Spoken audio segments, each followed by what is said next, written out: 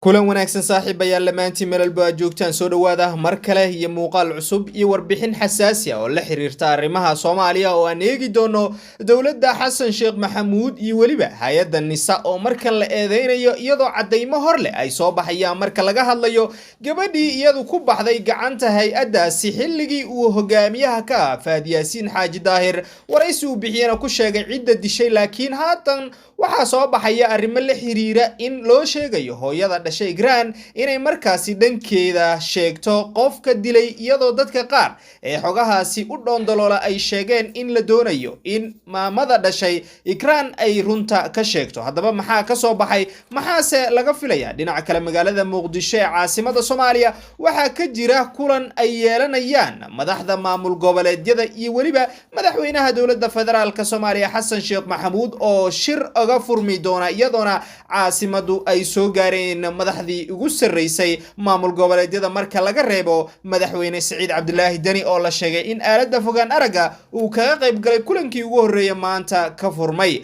dhinaca kale waxaa jira shacab maalmihii ugu dambeeyay oo maanta ay ka mid tahay muuqaalo iska soo duubaya isla markaana iyagu sheegaya in lagu hungoobay dawladda iyadu ololaheeda doorashada ka dhigatay Soomaali heshiis dunidana heshiis la tahay inay ahayd hadal lagu hungoobay dagaalkii ay la galeen madaxweyne Maxamed Cabdullaahi Farmaajo madaxweynihii hore ee Soomaaliya inay markaasi ku qaldanayeen aadna uga qoomameynayaan. qodobadaas ayaan inta badan isdul taagi doonaa iyo waliba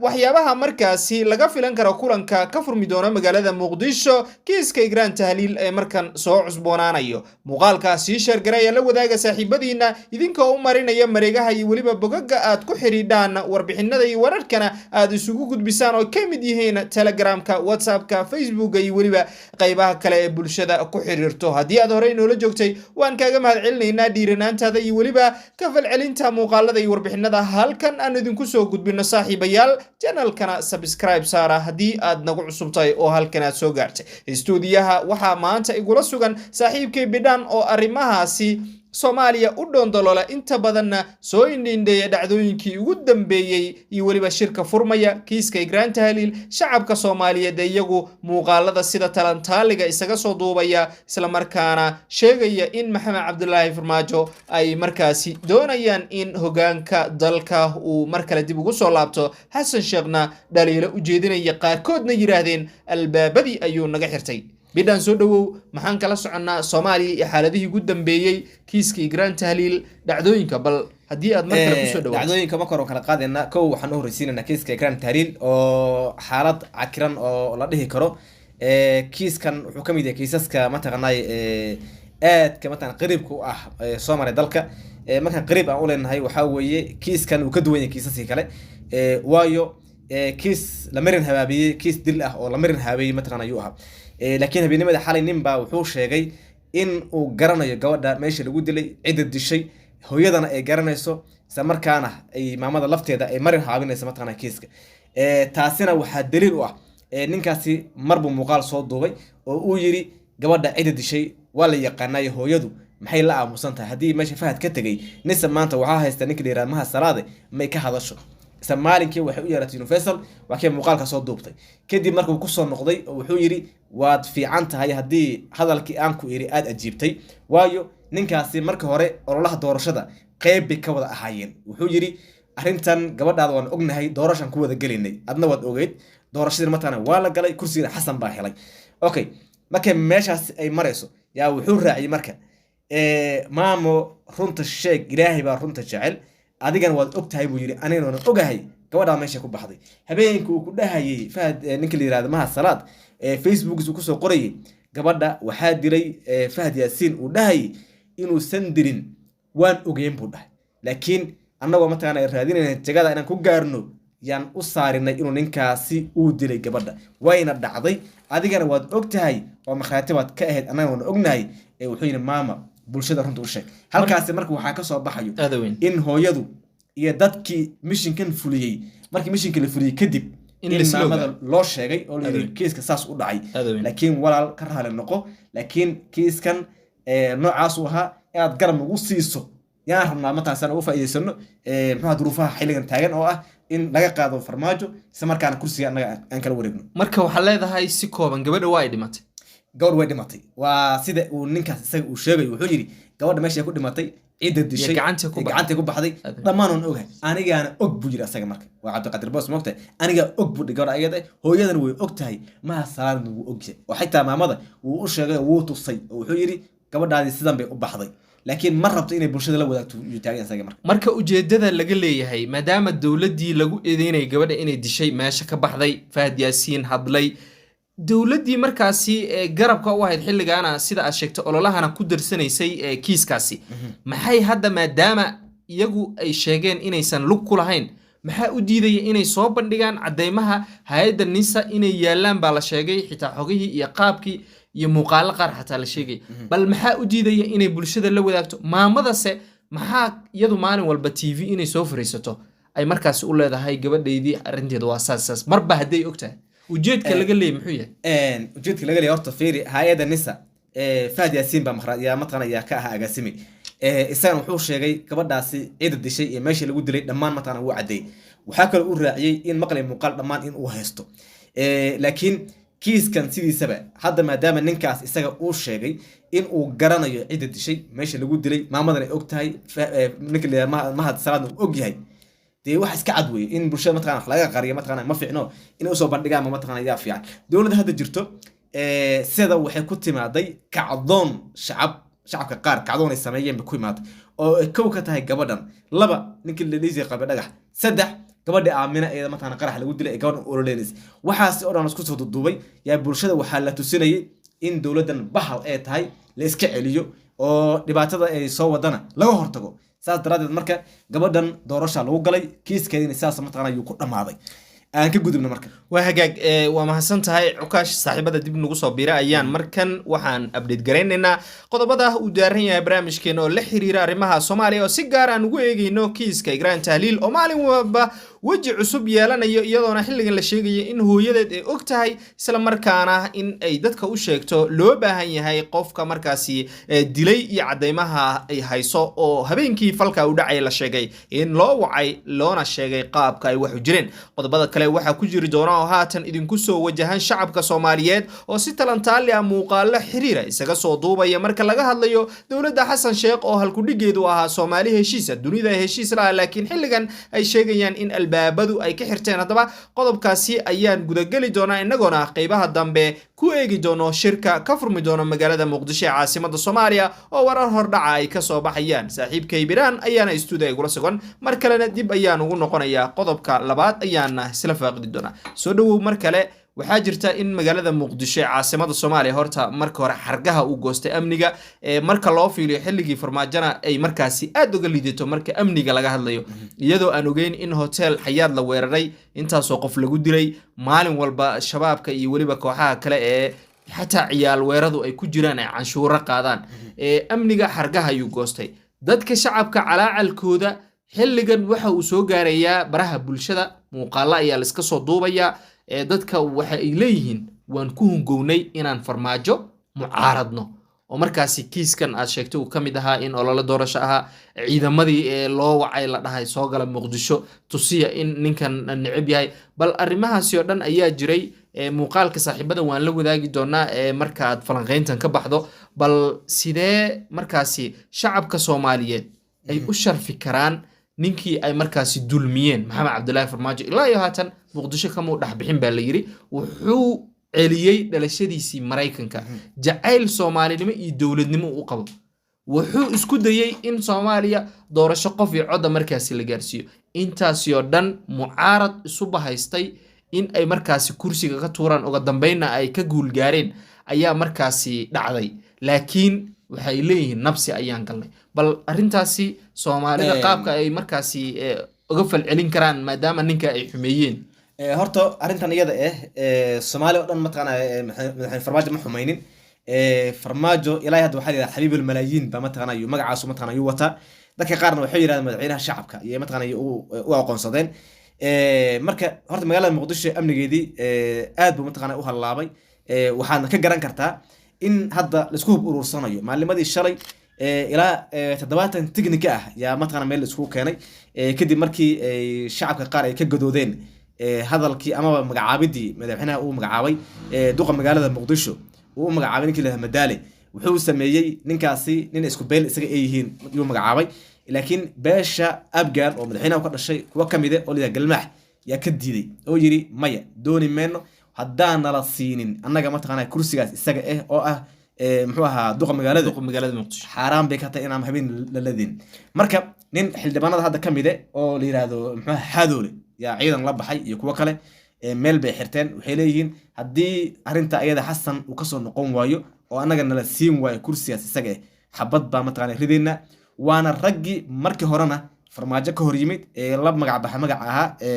badbaado qaran aad weyn dadka hadda baraha bulshada iska soo duway muuqaalada iyo dadka mataqana maanta farmaajo mataqana u xiiseysan iyaga u badan yihiin waayo waxay ku leeyihiin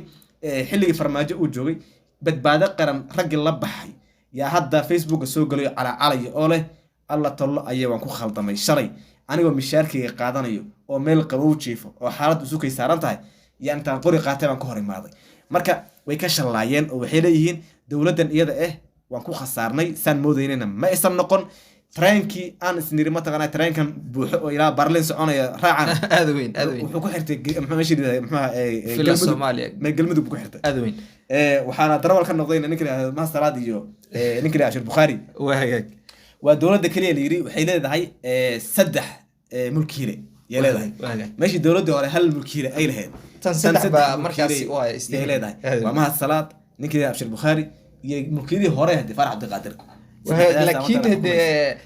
waxaa markaasi suuragelinaya ayaan aaminsanahay Cukaash maadaama ninka uu yiri tareen baan wadanaa tareenka hal qof ma wado oo dhowr qof buu u baahan yahay inuu markaasi wado marka si isku bedelo aad weyn ha si macnaa qofba markii meel la gaaro in uu qabto kaga nasiyaan ala kulli xal marka amniga marka sidaas u maraya gorgortankaas lagu jira maalimadii shalay Xasan intii ay rag lacag u soo diibeen yeedin odayaasha beesha galmaax lacagan hal la siiyo hana laga aamusiyo tiina way socon weydi Xasan ninkan mataqana Madaale muxuu ku xulanaya Madaale horto shakhsiyan waa nin wadaade waa nin akhlaaq fiican toosan laakiin hal dib bas uu leeyahay dibkiisa oo dhulka lagu imtixaamay dhulku dhaca dhulka bas taas uu imtixaamay asaga dib kale ma qabo waa nin wadaade wanaagsan aad u fiican yahay laakiin dhibaatada kaliya uu qabo meel banaan ma arki kara xataa dawladda lahaatee bal waa arkaynaa rabbina waa ga baryaynaa in Soomaaliya ay markaasi nabad ku soo dabaasho gaar ahaan gobolka Banaadir oo xaaladeeda haatan aan la saadaalin karin laakiin wali waxaa jirtay in ballanqaad uu ka sameeyay Xasan Sheekh sidii uu siin lahaa kursigan beesha galmaax oo markaasi haatan uga baxay waxa ka soo baxa barnaamijyadeena dambe ayaad ku daawan doontaan saaxiibayaal gabagabadii ayaan isla soo gaarnay Cukaash magaalada Muqdisho ee caasimada Soomaaliya waxaa markan ku shirsan madaxda maamul goboleedyada iyo madaxweyne Xasan Sheekh oo ka dheregsan ujeedooyinka dhaqdhaqaaqyada dhaqamada ay leeyihiin madaxda maamul goboleedyada qaarkoodna ay isku soo gaareen xilligu waa madaxweynaha marka laga xusi karo waa ninka laga xusi karo waa Axmed Maxamed Islaam Madoobe madaxweynaha Jubbaland oo markaasi aad weyn mulkiilaha Jubbaland ayaa ugu yeeraysa waa hagaag waa uu ka dheregsan yahay xaaladda siyaasadeed ee Soomaaliya 5 sano ee farmaajo xukunka haye dalka dhinac ogama bixin dalka ayuu jooga isaga iyo waliba hogaamiyaasha maanta ku lamaaneeya xilka filan Soomaaliya oo ra'iisul wasaaraha iyo gudoomiyaha golaha shacabka ka mid yihiin dhinaca kale waxaa jirtay dhaqdhaqaaqyo la sheegayay xitaa fiqi uu beeniyay oo ku aadanaa in ay weerar ku yihiin koonfur galbeed oo wasiir looga dhigay Mansuur Roobo si uu noqdo madaxweynaha koonfur galbeed shirkan waxaa ka maqan maamul goboleed iyadoo isku magacaawdo hooyada federaalka oo Puntland madaxweynaheeda Siciidani kama uusan qayb galin kulankii maanta ay yeesheen madaxda balse aalada fogaan araga oo Zoomka ayuu ka soo muuqday bal kulankaasi filashada Xasan Sheekh oo ka dheregsan dhaqdhaqaaqyada ujeedka laga leeyahay horta shirkan wax buuran kama soo baxayo xataa waxa kama soo baxaya la dhihi karaa wuxuu la mid yahay shirkii kan ka horeeyay wada qaateen wasaaradaha maaliyadda federaalka maamul goboleedyada shirkan waxaan ognahay maamul goboleedyada waxaa horay u xirtay dawladda Itoobiya Puntland horay u tageen koonfur galbeed way tageen muxuu ahaa galmudug way qayb ka tageen marka dhulkaas horay u soo xirteen taas daraadeed marka waxay ka dhaadhiciyeen in Xasan Sheekh lugaha ay qabsadaan iyagoo dhan oo mataqana midaysan saas daraadeed aysan marna go-aan kasto ay wada gaaraan inay mataqana waxa ka soo bixin go-aanka waa la wada gaari waa la wada saxiixi kadib waa la iskaga kala tagaya Puntland maxay u imaan weyday waa su'aasha isweydiinta mudan Puntland waxay ixtiraamaysay shirki iyaga iyo sirdoonka Ethiopia ay wada qaateen ahaa in Xasan Sheekh wax uu wato aysan raali ka noqon tiibay qaateen waxa kale ay diideen ninka la yiraahdo Dani in uu imaado Muqdisho isla markaana ay wada fariistaan miiska laba nin oo ka soo jeeda Jubbaland oo ah ra'iisul wasaaraha iyo ninka la yiraahdo Axmed Madoobe iyo isaga oo isla markaasna go'aan intii la wada gaaro uu hadhow mataqaanaa ka hor imaan waayo go'aanka iyaga ay gaareen maadaama hadee isku beel ay ka soo jeedaan marka si iyaga uu xushmeenayo uu leeyahay mataqaanaa hadee hadhow waxa doonta adiga banaanka ka samee laakiin nimankaas ay ku qabsanin oo ku dhihado mataqaanaa baa ku noo baxay hadda mataqaanaa banaankaas ka istaag marka labadaas shay oo uu xumeynayay uu tagi waa kow Ethiopia oo xurmo u hayay oo ah ha tagin Muqdisho laba Axmed Madoobe iyo Razaar meel ay fadhiyaan go'aan la wada gaaray adiga kaliya ka xarin oo ku khilaafin idan uu ka gaabsaday marka maamul goboleedyadan horay Ethiopia meel u saaratay wax ka soo baxayana inaba hayraatee ma jirto ilaa Xasan Sheekh wadadii iyo qaabkii uu horay farmaajo ugu waday dalka inuu ku soo noqdo ma ogi suurtagal ma aha waayo farmaajo wuxuu kala saaray federaalka iyo maamul goboleedyadii uu yiri idinkana state hoosaatiin annagana waxaan nahay dadka idinka weynaa idinka korray laakiin iyagu waxay rabaan in la wada sinaado oo marka nin walba dhiilkiisa dhinac ka qaato saasay mataqaanaa ay rabaan waxaan ku garan kartaa hadda ninkii la yiraahdo lafta gareen ciidan buu samaystay xataa diyaarad ciidan mataqaanaa ayuu ku yimid Muqdisho hadda ku imaanay ciidan buu watay meel ba u xiran wana markii ugu horeysay tan iyo markii xilkaas uu qabtay oo Muqdisho ku yimaado isagoo ciidan wato yimid saas daraadeed marka wuxuu diidan yahay in la yiraahdo waa la qabanayo kan baa la sameeyo maya ciidankiisu diyaarsaday bay dhabay ugu diyaarsan yihiin Muqdishona kuwa u joogo barina mataqaanaa markii kishka u dhamaadaan iska noqonaya waxay ku tusinaysaa marka in muddo kororsi uu sameysanayo in doorasho asaga u gaar uu sameysanayo Ethiopia taaqul uu ka haysto ciidan iyo qalab iyo military wax walba u baahan yahay uu heli karo uu ogyahay marka Xasan Sheekh wax uga baahan yahay maanta ma wala haba marka waxaan dhihi karnaa dawladda Soomaaliya Ilaahay mataqaanaa ku soo celiyay gacantii mataqaanaa hore ay ku jirtay oo ah gacan amaan ah oo ka madax bannaan in mataqaanaa la gumaysto Soomaaliya la gumaysto waxa ka wadnaa hadda fiir Ethiopia u kala yeeranayso oo le kaalay way raacayaan suurtagal ma marka gumaysiga dhinacyo badan leh mid maskaxiyan iyo mid oo markaas maamulka laga soo inta uu leeyahay waayo waxa la rabaa maamulka ninka ugu sareeyo in wax ka go'i karo yaa loo baahan yahay hadda Xasan Sheekh ma awoodo in intuu baxo uu mulkiilaha Jubbaland intuu u tago uu doorasho ku qabto ma awoodo in intuu tago lafta gareen doorasho ku qabto ma dhici karto ma awoodi karo hagu joogi marka waa inuu sameysto state la yiraahdo banaadir uu sameysto kaasna asaga uu la maamulo maca salaam aad ayuu mahadsan yahay kaasina waxau ahaa saaxiibkii bidhaan oo nala falanqeynaya arrimihii ugu dambeeyay Soomaaliya iyo weliba dhacdooyinka kulamada la filayo in Muqdisho ay si toos ah uga furmaan iyo weliba rajooyinka laga qabo oo markaasi uu ka dayriyay rabbise tala ku filan waxaan ka rajaynaynaa in alle qulubtooda isu soo dumo tani kulanti dambe intaan dib ugu kulmayno barnaamijkii warar iyo warbixino kuwan ka duwan waxaan idinku dhaafaynaa sida iyo nabad